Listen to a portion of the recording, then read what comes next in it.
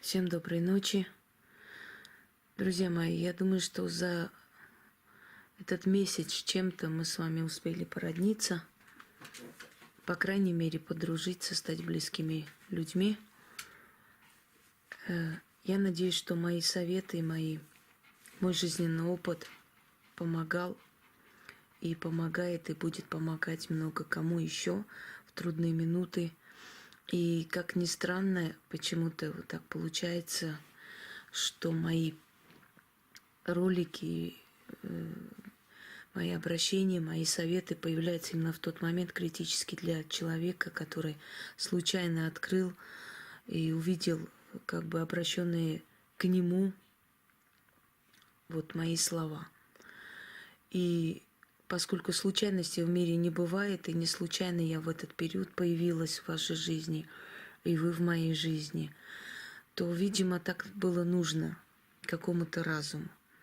И если вы заметили, что с появлением меня и после того, как мы начали активно с вами сотрудничать, когда я начала выкладывать определенные ритуалы, ролики, просто беседы с вами, это как-то взбудоражило интернет, поскольку любой вызов любой силы чревато большими последствиями, хорошими и плохими.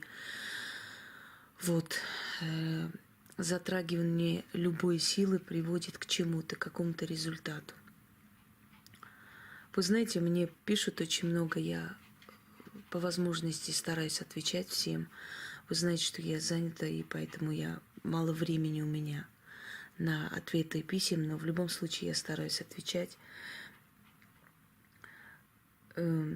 Хочу поговорить с вами немножко о том, в принципе, уже конец года скоро, и пора как бы провести итоги определенные этой деятельности, да? Что получилось у нас, чего добились, чего еще добьемся, что можно еще сделать для нас с вами, чтобы как-то улучшить эту жизнь, исправить свои ошибки и пересмотреть себя где-то. Вы знаете, друзья мои, дело в том, что мне очень приятно, что люди даже мне отправляют видеоролики, отправляют фотографии, где показывается, как они проводят мои ритуалы, которые я разрешаю и дарю. Как они очень подбирают камни, с какой любовью они это делают. Мне это очень приятно, потому что я знаю, что это приносит результат. И очень большой результат. И это хорошо, когда в жизни человека появляется хоть какой-то сдвиг, хоть какая-то радость, какое-то счастье, то это уже дает человеку повод идти вперед и верить в себя.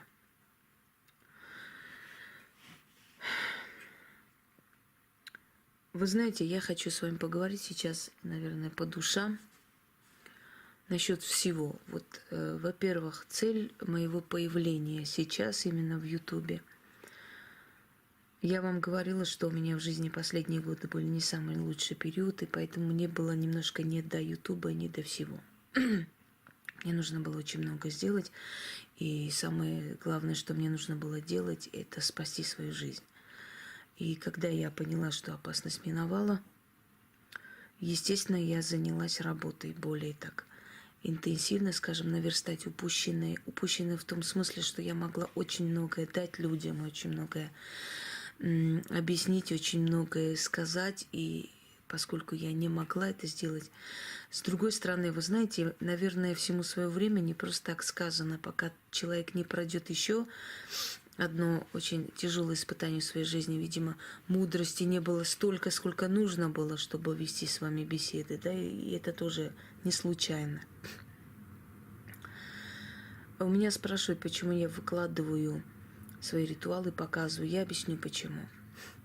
Я просто объясню вам, чтобы вы поняли логику моих поступков. Почему я показываю и черные ритуалы, почему я показываю ритуалы наказания, почему я показываю и хорошие, и не очень, и светлые, и темные. По простой причине, чтобы вы поняли, что работа людей силы не просто так, знаете, так, лишь бы как-нибудь. И что работа людей силы – это не продавание кулонов и книг. там гораздо глубже, гораздо сильнее и более трудная работа. Я вам показываю эти очень сложные, иногда очень страшные ритуалы. Мне говорят, что когда включают мои ритуалы порчи, у меня там металлический голос, и словно не я говорю, им становится страшно. Им кажется, что кружится голова, что им становится нехорошо, потому что, естественно, когда ты смотришь и слушаешь, вслушиваешься в слова, ты пропускаешь через себя, да, через свое сознание. И оно вызывает у тебя немножко определенный страх, не немножко, даже очень даже много. Я показываю, чтобы вы знали, что когда вам представляют, что ведовство это так себе и каждый может, чтобы вы поняли, что не каждый из вас может перешагнуть через себя и назвать имя Вельзевул, Сатана, Астарот и прочее, прочее. И что мне для этого понадобились десятки лет. Не знаю, как вам. И что настоящее колдовство на самом деле не бывает добрым либо злым. Оно бывает любым. И что колдуны не вправе делать только хорошо или делать только плохо. Они обязаны перемешивать эти стихии, кого-то наказывать, кому-то ставить какие-то условия, кого-то ставить на место.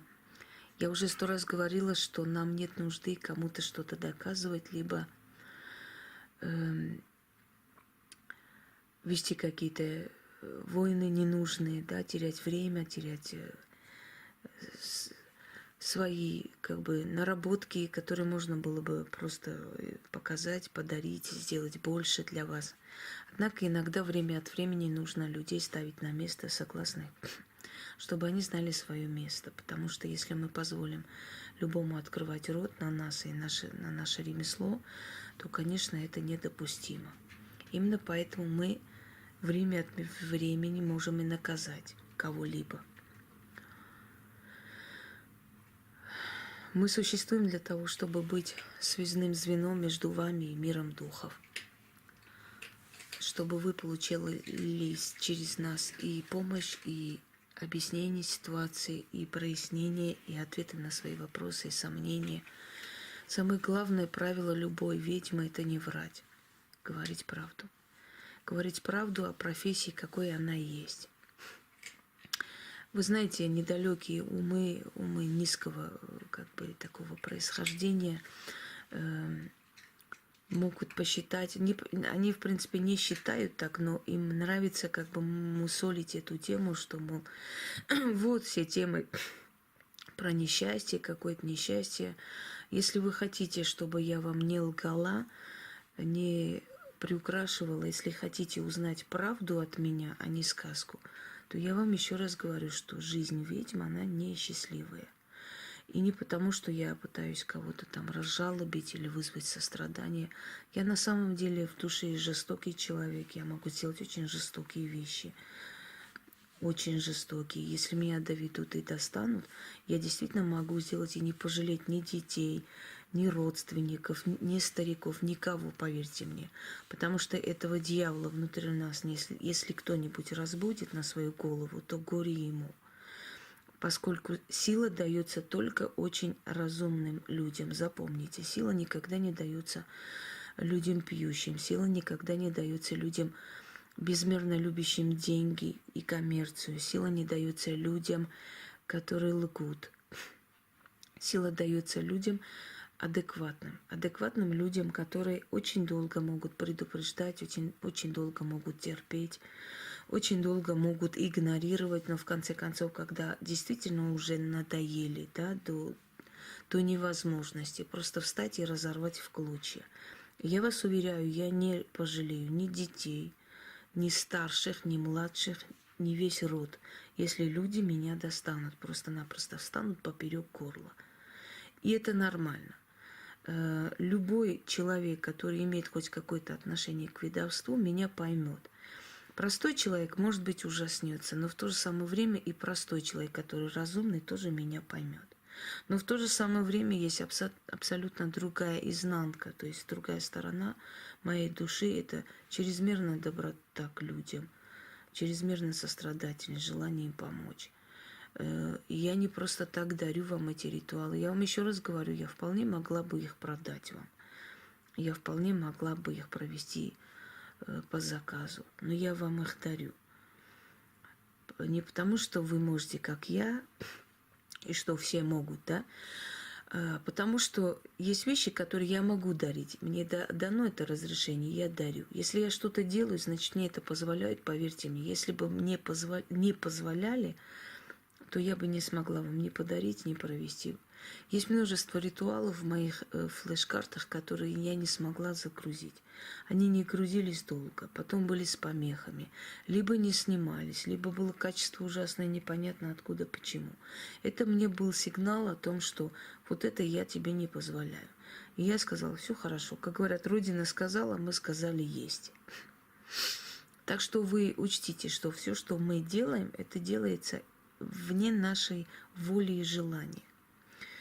Никогда не слушайте глупых, недалеких и недоразвитых существ, которые говорят, что порчи выкладывать, это вот возьмут дети друг на друга сделают. Во-первых, у детей не допустят до таких сил. Во-вторых, у детей это не получится. В-третьих, только отмороженным существам неизвестно, что те силы, которые правят мирозданием и судьбами людей, они очень разумны. И они прекрасно видят незрелость ума. И, естественно, они не будут срабатывать, и они не сработают. Мы когда говорим, что мы откупаемся от смерти, мы скидываем смерть на кого-то, тоже такие тупые, неразумные вопросы. Тупые, знаете почему? Потому что когда люди говорят, что они что-то мыслят в ведовстве, но задают такие дебильные, деградированные вопросы, то хочется у них спросить, а где же ваши знания, собственно говоря? Вы не в курсе того, что случайный человек никогда не подбирает не, значит, откуп от смерти, который выкинули, да, и ребенок не подбирает, и разумные сущности, которые правят мирозданием и судьбами людей, невинному человеку ничего от этого не сделают. То есть невинному человеку не грозят ни порчи, ни подбирание чего-то. Если человек не виновен, то его спасут, то ему не дадут совершить эту ошибку. Если же виновен, если же его родители должны были за что-то расплачиваться, потому что они сделали больно какому-то человеку, то могут наказать через детей. Но только заслуженно запомните, потому что сущности, силы, они разумные, у них много тысяч лет возраст, понимаете? Когда мы только открыли рот и подумали, они уже знают. Мы для них как дети. Когда ребенок подходит, тыкает пальцем во что-то, родитель сразу понимает, что ему надо. Хлеб, там, молоко, воду он хочет. Он уже знает язык своего ребенка. И ему даже не нужно говорить, дай мне это. То же самое эти сущности и силы. Они уже понимают, что хочет человек. И виновен ли человек или нет. Это не какие-то бродячие силы, в которых нету ни разума, ни ума, ни ничего, ни понятия, ни порядка, ни закона. Есть все в этом мире движется по определенному закону. И если человек не виноват, ему ничего не липнет. Это во-первых. Во-вторых, я выставляю это для того, чтобы вы знали, что мы на самом деле очень добрые, но очень опасные люди. И это тоже правда, которую я должна вам говорить и раскрыть. Я вам еще раз говорю, грош мне цена, если я буду восхвалять ведовство. Поверьте мне, я говорю, раскрываю вам не самые лицеприятные стороны ведовства, не для того, чтобы вы посчитали, что, знаете, кто занимается ведовством, те просто вот день и ночь плачут и бьются головой об стены. Нет, мы абсолютно сильные личности, и мы смирились с этим, мы живем с этим. И у нас хватает силы воли с этим существовать, чего у вас бы не хватило. Однако, если нам дают испытания, нам дают и силу это преодолеть. Поэтому мы и проходим эти испытания. Если бы они нам не помогали, конечно, нас бы не было в живых давно. Но что касается всего остального, я должна вам без прикрас это все говорить. Вы поймите, я обязана это сделать. Когда человек приходит ко мне, я говорю, вы готовы к правде? Если вы готовы, то я посмотрю и помогу вам. Если не готовы, пожалуйста, давайте не будем начинать. Потому что люди, привыкшие, что очень много шаромык и шушера полным-полно, которые пытаются как-то облаять. Знаете, для них ведовство – это такое вот мистическое слово. И, видимо, они представляют, что ведовство – это вот как Эрик, покоритель драконов, да, со своей волшебной палочки идет и смахнул, там дерево улетело, смахнул, волки поговорили, разговаривать начали, смахнул, дракон упал, не знаю, чего еще там он сделал.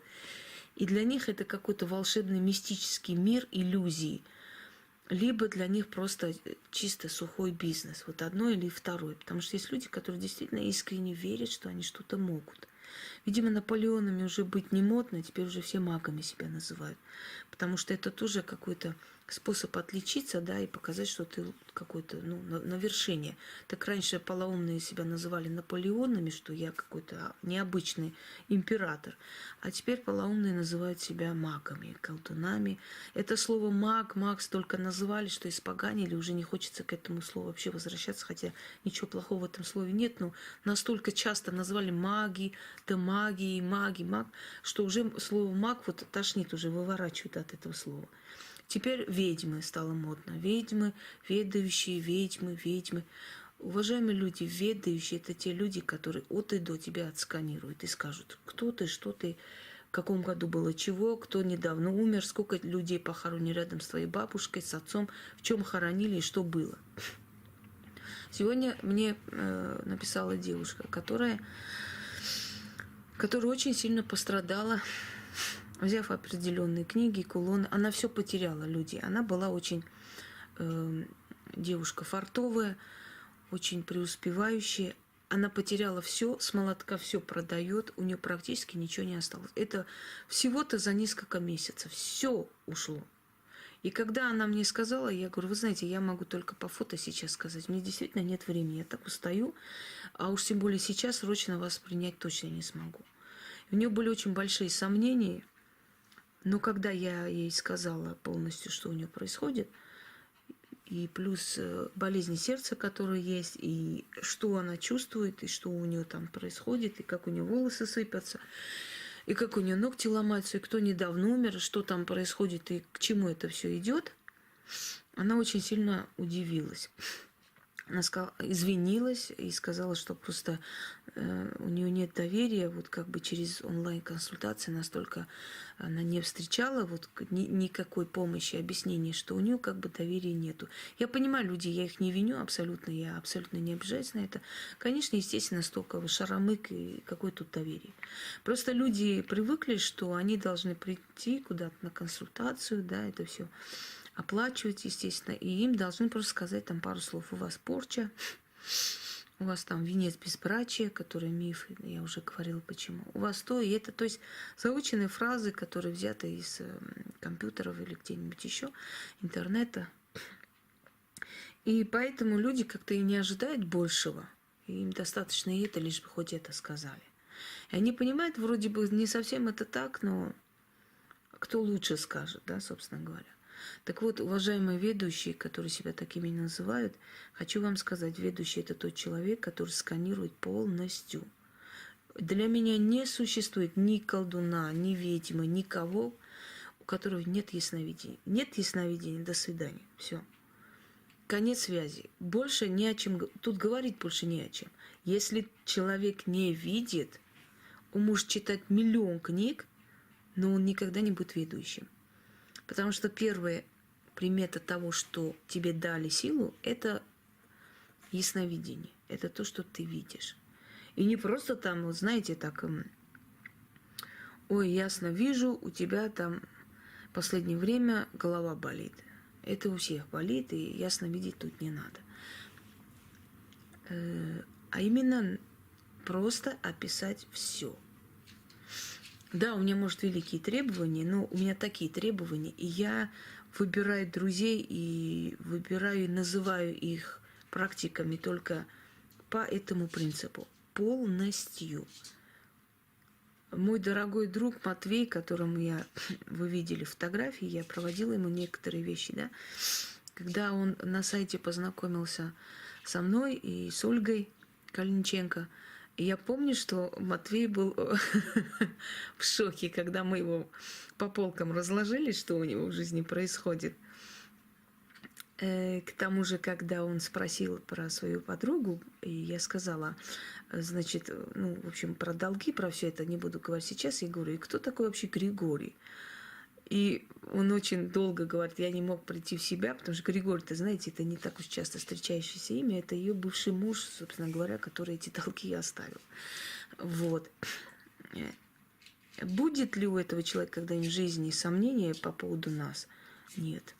Нет, потому что любого человека, которого вы просто-напросто всю жизнь обрисовываете и описываете с ног до головы, да, любой человек просто обязан вам доверять и верить после этого. Потому что, еще раз говорю, нет ведьмы, нет колдуна без ясновидения. Это бла-бля-бля-бля, вот ты плохая, мы хорошие, мы это, мы то делаем, мы все не знаю чего. Ведущие должны спасать планету и прочее, прочее. Ведущие должны для начала вообще хотя бы иметь ясновидение. Если этого нет, там ведущих нет и в помине. Вообще. Имейте в виду. Вот. И еще скажу, что, видимо, меня силы привели в канал YouTube. Наверное, для того, чтобы я открыла глаза многим людям, и еще потому, что эти силы всегда возмущаются вранью. Дорогие люди, еще раз вам объясняю. Ни одна ведьма, которая настоящая, хоть баба Люся из какого-то селения, баба Настя из севера, которая была очень сильная и расплачивалась много чем за помощь людям, хоть кто угодно, ни одна ведьма, которую вы посадите и будете спрашивать, скажи, пожалуйста, там, бабушка, у тебя хорошая судьба, она на вас посмотрит, как на умалишенного, понимаете? Ни одна ведьма не может и не должна, не имеет права врать о своей настоящей судьбе. И я еще раз говорю и повторяю. Нравится кому, не нравится, хоть прыгайте до потолка и дырявьте башкой эти стены. У ведьмы очень тяжкая судьба, и оно должно быть таким, если она ведьма. Если у нее все прекрасно и хорошо, это не ведьма, она никогда и не была, и не будет. Потому что ведьма расплачивается, отдает себя, свою судьбу, свою жизнь и свое здоровье ради людей. Вы сейчас скажете, ну, конечно, это же не просто так, не бесплатно. Ошибаетесь. Основная часть всего бесплатна и просто так. Это во-первых. Если расплачиваться нужно человеку, то только для того, чтобы он сам отделался от того, что на нем есть. Я всегда говорю, я могу вам просто так сделать. Но потом просто вы не удивляйтесь, если у вас дача сгорит, например. Знаете почему? Потому что демоны обязательно должны брать плату. Обязательно, они без этого не уйдут. Или силы смерти. Но если я могу дарить, например, ритуалы, которые связаны с приумножением имущества, денег, получением внезапных денег. Сколько мне женщин написали, что они смогли одеть на зиму своих детей, хотя боялись этого и не надеялись. Сколько мне сказали, что вокруг них образовалась такая добрая атмосфера, как-то люди перестали грызть друг друга на работе, как-то стали добрее к ней относиться, легче стало дышать и жить. Разве это не жертва ради людей? Мы абсолютно не мученики, знаете, вот ради спасения человечества, и не строим из себя таких святош. Но в то же самое время мы не отмороженные личности и любим делать добро в том числе. И в нас должно быть и того, и этого. Я вам еще раз говорю, дорогие друзья, что вы во мне пробудите, то и получите. Если вы ко мне по-людски, по-человечески относитесь, я вам готова последнее отдать. Я вам готова сделать все, что хотите. Я вам готова подарить и ритуал, и помощь, и объяснить, и подсказать, и посоветовать, исходя из своего горького опыта жизненного, все что угодно. Но, естественно, если вы зайдете и будете писать мне гадости и говорить, как сегодня некая гниющая реченька написала, что мои ритуалы не рабочие, я очень удивляюсь, если мои ритуалы не рабочие, почему в их этой полуразрушенной империи до сих пор мои ритуалы хранятся в определенной папке, и почему они радостно делятся с друг другом значит, этими впечатлениями о том, что они вызывают духа-хранителя, куклу-оберег делают моими ритуалами. Так я гниющей речке обещала, что она в скором времени не то что ведьмой станет, она будет черной вдовой и будет оплакивать друг за друга всех своих родных. Я даю ей слово, я вот сейчас даю ей слово, Реченька, я тебе обещаю, я тебе даю просто клятвенное слово. Если в течение 3 дней твое извинение не будет под моим видео, я тебе просто даю слово, самое честное на свете, что ты будешь хоронить всех своих близких. Знаешь почему? Потому что ты посмела своим тупым мозгом вот эта великомученица 50 с чем-то лет, старой бабки, которая влезла в ведовство и мнит из себя не знаю кого, ты посмела мне написать такое, когда сама моими ритуалами пользовалась женщина. Вот и все. Так что, Речка, у тебя 3 дня. Если тебе дороги твои родные, ты извинишься. Если нет, мне плевать на них точно так же, как и тебе. Потому что люди, которые рискуют своими детьми, своими близкими, лишь бы сохранить свои амбиции, эти люди не вызывают у меня ни капли, ни секунды жалости. Если вы знаете, что за этим человеком сила, и вы намеренно это говорите, и до последнего вот эта ваша ослиная упертость, а нет, я не извинюсь, я не скажу, я не сделаю, значит, вам плевать на ваших детей, на ваших родных, а почему я должна о них переживать? Мне тоже будет плевать, не так ли? Я всегда говорила и предупреждаю, не будите во мне демона, не надо. Я добрый человек, я хороший человек в каком-то смысле. Но если вы из меня сделаете отмороженное существо, значит, так тому и быть. Хотя, еще раз повторяю, я всегда даю шанс. Я много раз даю шанс и говорю, извинись, осознал, что сделал, сморозил глупость, зайди и извинись, попроси прощения. Вот не извинишься, значит, получишь сапогом по роже, снизишь гонор, и больше мое имя трогать не будешь, как это случилось в случаях некоторых личностей. И перестали трогать. Заметили, а? Вот и все. Так что, Реченька, у тебя 3 дня, время пошло. Вот, друзья мои. Так что без прикрас вот наша жизнь. Мы должны, обязаны защищать себя когтями, и ногтями, и руками, и ногами, как мы можем. А как еще сделать? Наша защита – это мы в этом мире. Не потому, что мы одиноки, у нас никого нет, а потому что так уж получается, что все берут у нас помощь. Нам не у кого брать эту помощь, потому что сильнее-то нету личностей. Но мы можем друг у друга попросить. Да, я могу сказать своему близкому человеку, она может мне сказать в каком-то смысле, да, но в то же самое время мы понимаем, что у нас загруженная жизнь, у нас все на нас, в принципе. Вот все семьи мы тащим сами, и поэтому мы не хотим лишний раз друг друга утруждать и надоедать. Вы говорите, что вы, что здесь такого, да, тут особо-то, ну, мы все проходим трудности, и подумаешь, там увидим, мы же тоже можем колдануть, мало не покажется. Я вам не буду называть ее имя, она моя ученица, она мне близкий человек, но у этого человека ни детства не было хорошего, когда мать оставила просто их на отца и ушла, и вышла замуж, создала себе семью, абсолютно не думая об этих детях, они выросли сами по себе. И как старшая в семье, она все тянет на себе. Поскольку встречаются мужчины, которые просто, можно сказать, подонки, отмороженные, и, естественно, помощи от них нет. Естественно, со временем она решила, что ей никто не нужен, что она будет жить одна. Занимается практикой, усиливается очень сильный человек, подающий надежды на самом деле. Живет на Украине. Вот за год человек потерял отца. Ей пришлось все очень трудности взять на себя. И другие нехорошие вещи, происходящие в ее жизни, я не перечисляю. На днях отправляет мне руки. Она мне сказала, что приедет женщина, я буду отчитывать, у нее жуткая кожная болезнь. И показывает мне руки, я чуть ее не прибила. Я говорю, ты понимаешь, что ты сделал? Но она пришла, заплакала, она на себя перетянула, а потом с себя скидывала. Вот скинула, сказала, как это сделать. Вы понимаете? Вы готовы на себя взять кожаные болезни? Вы готовы на себя взять чужие вот эти нарывы, извините за не очень лицеприятные слова, но приходится вам говорить, чтобы вы поняли, что это такое и какая у нас жизнь беспрекрасна на самом деле. Я вам еще раз повторяю, я всех призываю и держу подальше от магии.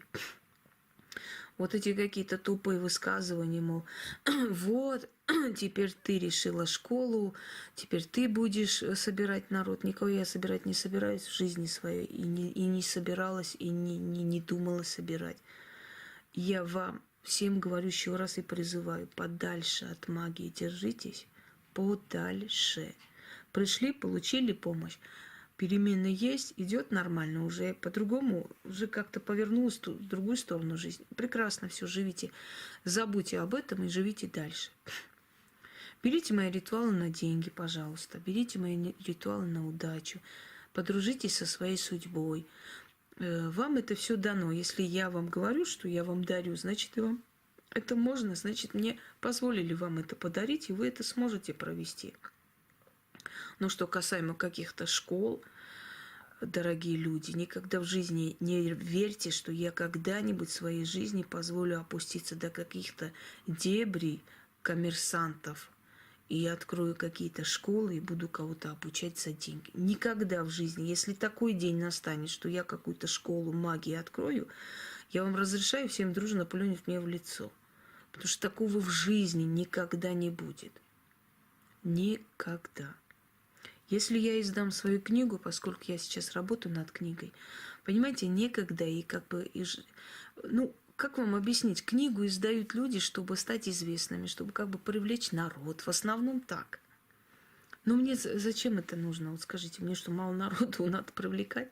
Единственное, что мне просто как бы внушили друзья, вот уговорили 100 раз уже, когда с утра до ночи тебе одно и то же говорят, ты уже как-то уже смиряешься с этой мыслью, что нужно создать свою книгу, во-первых, сохраняя свои авторские права, во-вторых, в одном сборнике это все намного удобнее, чем, например, разброс читать, да, с Ютуба переписывать, согласны?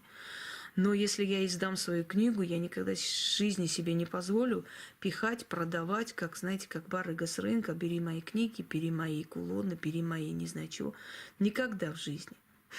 Эти книги будут лежать на полках вот определенных магазинов, может, там, где магазин эзотерики, магии, как хотите. Человек, который решит взять, он должен прочитать внизу, что это только для практиков. Если он возьмет, пусть пеняет на себя. Это его ответственность, согласны?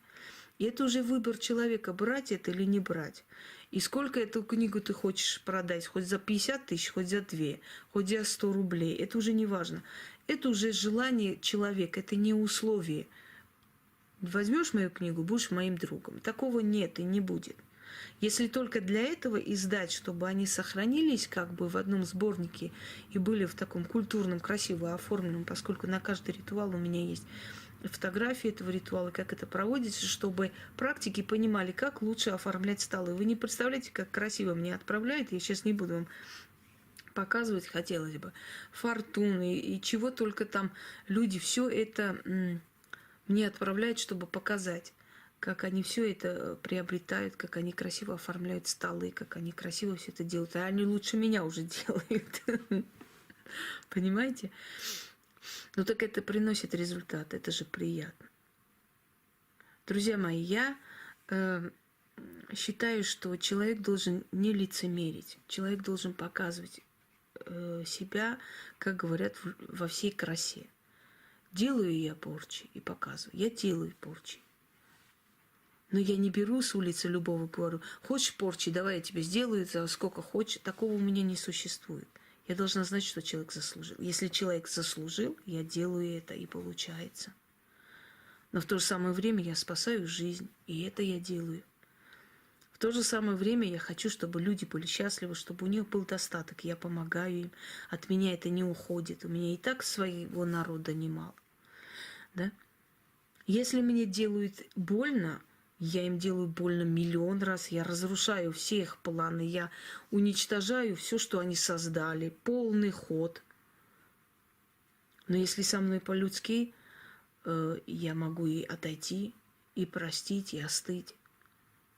Вот я обещала человеку, что у нее 3 дня. Вот у нее 3 дня. В течение 3 дней, если она не появится, она, конечно, может сидеть и хихикать и радоваться жизни. Ей же внушили, что она великая. Но потом уже с первым гробом как-то станет не очень весело, со вторым уже совсем не весело. С третьим уже задумается, откуда это все идет. Согласны? Вам дано по жизни, то есть дана, по крайней мере, большинство людей, да, защита, помощь близких, друзей и так далее. Нам защита только наша сила и наше ремесло. В последнее время я же столько увидела призывы к ведьмам, надоели эти призывы какие-то, непонятные призывы. Придите ко мне, я вас научу всех.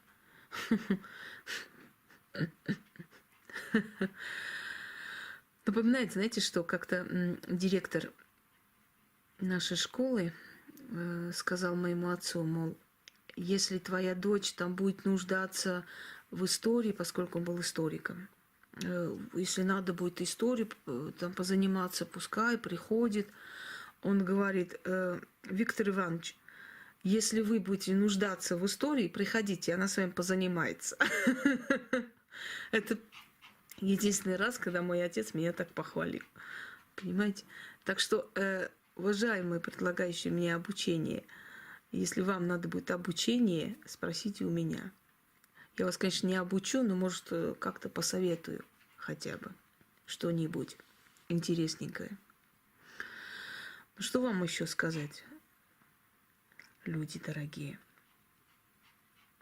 Если я в этой жизни смогла помочь хотя бы некоторому количеству людей найти себя, осознать себя, прийти в себя, быть сильными, не сдаваться, не сломаться, значит, я не зря существую на этом свете. Ведьма — это не только для того, чтобы снимать порчи, наводить порчи. Ведьма еще и интеллектуал. Понимаете, иначе никак нельзя. Потому что мы представляем очень грозные, очень такие масштабные силы во Вселенной, и мы должны соответствовать этим силам. А на самом деле я простой человек, я могу и пошутить, я могу и потурачиться, могу сделать и всякие там детские штучки. Во мне много сущностей, и вы никогда не поймете, какой меня застанете. Иногда я могу очень резко и грубо привести вас в чувство, это тоже нужно. Ну что я вам могу сказать? В свои, наверное, 36 лет я в душе древняя старуха, собственно говоря. Поэтому у меня вот эти все мои советы вам, все мои вот эти жизненные позиции моя, которые я вам передаю, ну вот она чрезмерно зрелая, может, кому-то непонятно, откуда это все. Я сама не знаю, откуда, от чего и что. Ну, единственное, что я могу вам сказать, что я непоправимый просто оптимист. Что бы в этой жизни ни случилось, я всегда смотрю в лучшую сторону. Я всегда верю в лучшее.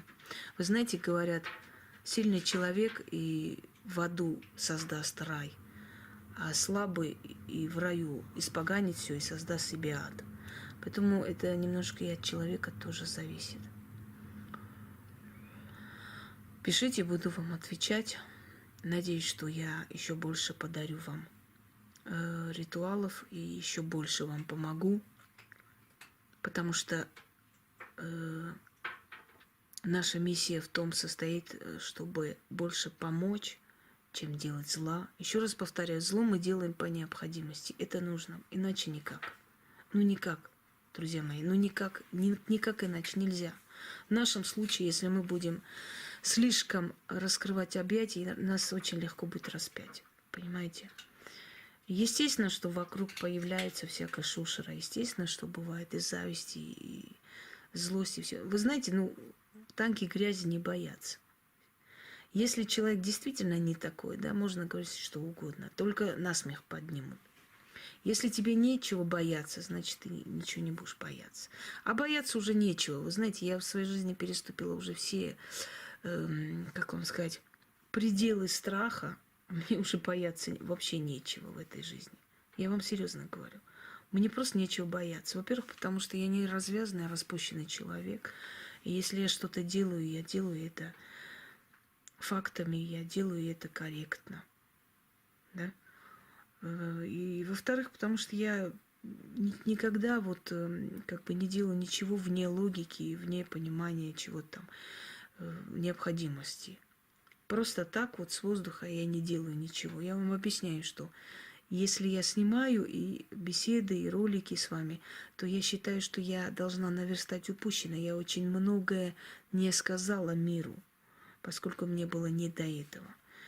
Но когда у меня появилась эта возможность, я должна высказать, помочь. Надеюсь, этот высокосный год уже быстрее пройдет. Он очень тяжелый был. Он очень долго ползает, очень долго уходит. Он действительно был очень тяжелый, полный смертей, полна расставаний. Высокосный год очень много расстаются. Вообще не рекомендуется в высокосный год жениться или создавать какие-то планы, или даже переезжать, или новую работу там находить. Ну вот год такой.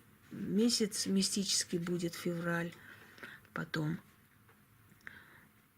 Вот как ни странно, почему-то как раз все водолеи, основное количество ведьм – это рожденные под знаком Гекаты и Ники.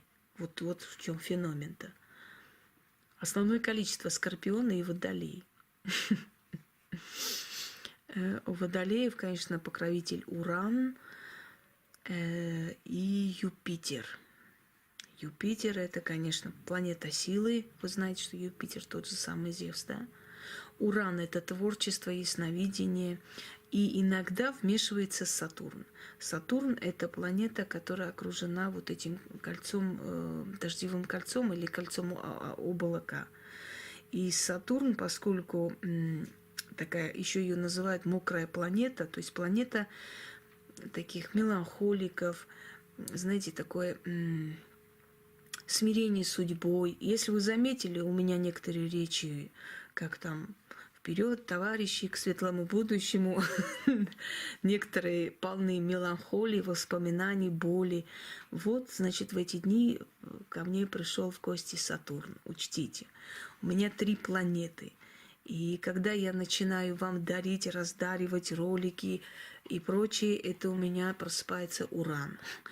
Когда я начинаю с вами вести беседы и призывать вас к жизни, не позволяя вам сломаться, это у меня Юпитер.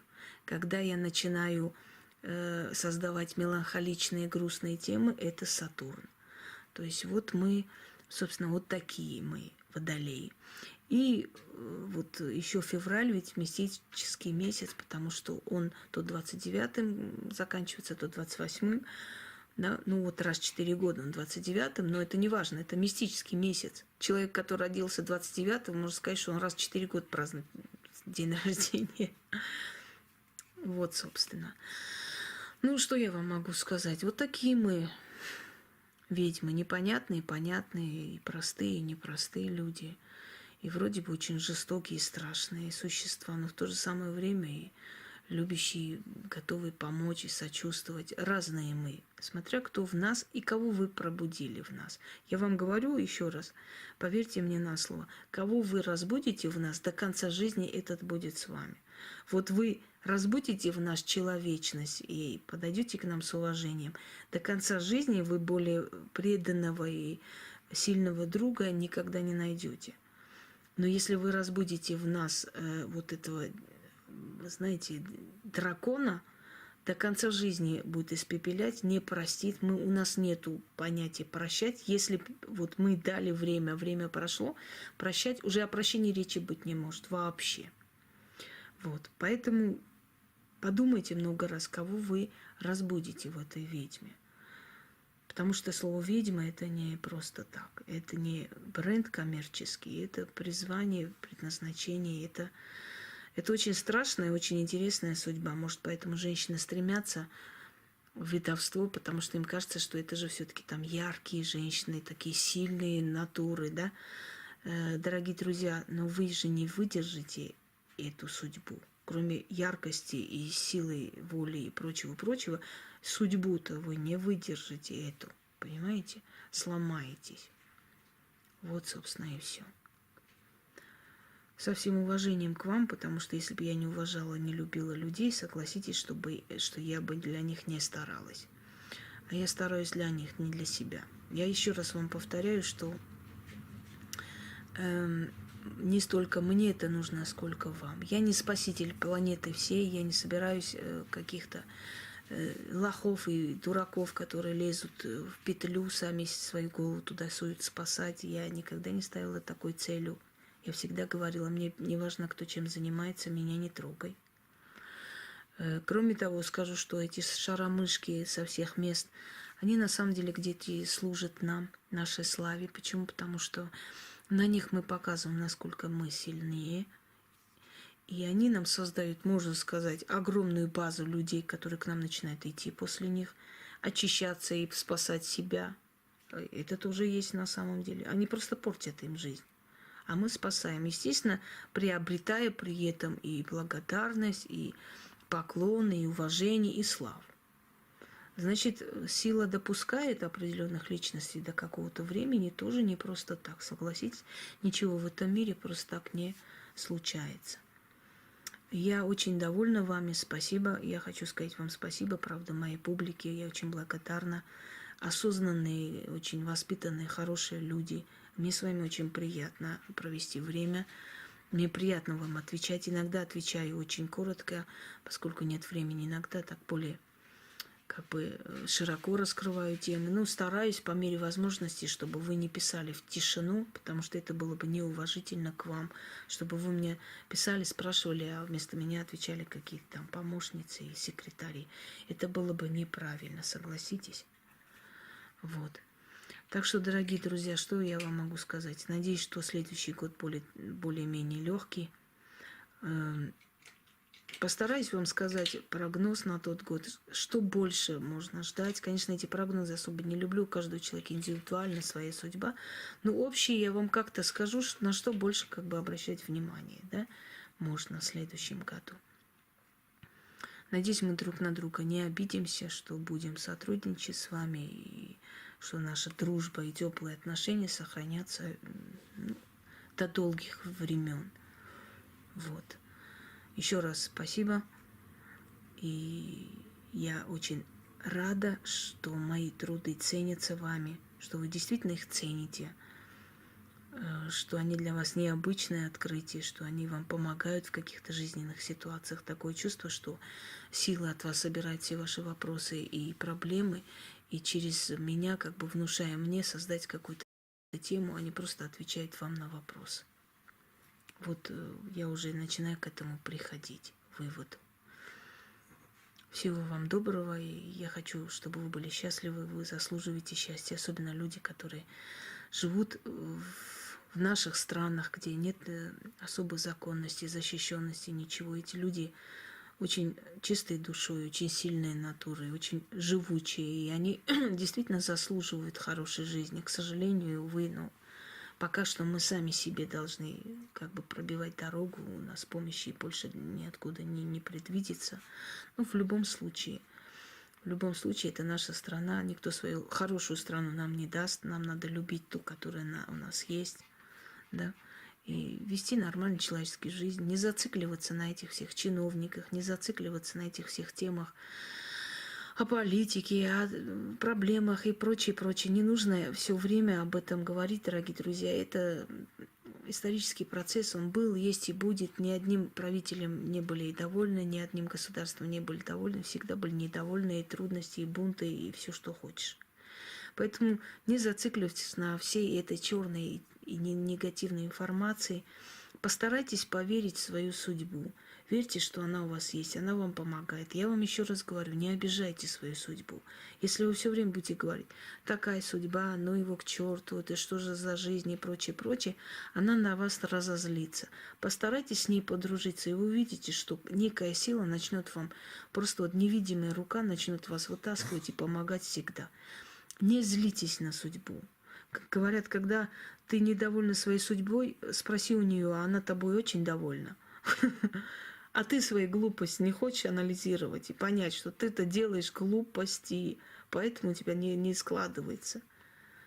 Глупости ведь, правда? Мы же больше всего руководствуемся не разумом, а сердцем.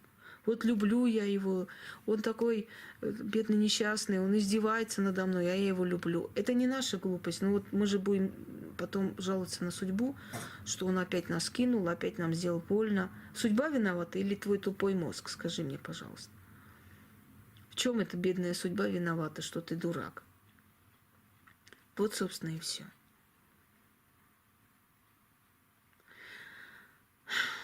Удачи вам, всех благ. И знаете, что если у вас будет желание пообщаться, поговорить, можете всегда мне написать. Не обещаю сразу отвечать, но я стараюсь, я очень стараюсь всем ответить, чтобы вы не писали в пустоту. По крайней мере, в ближайшую неделю пытаюсь ответить. Удачи вам.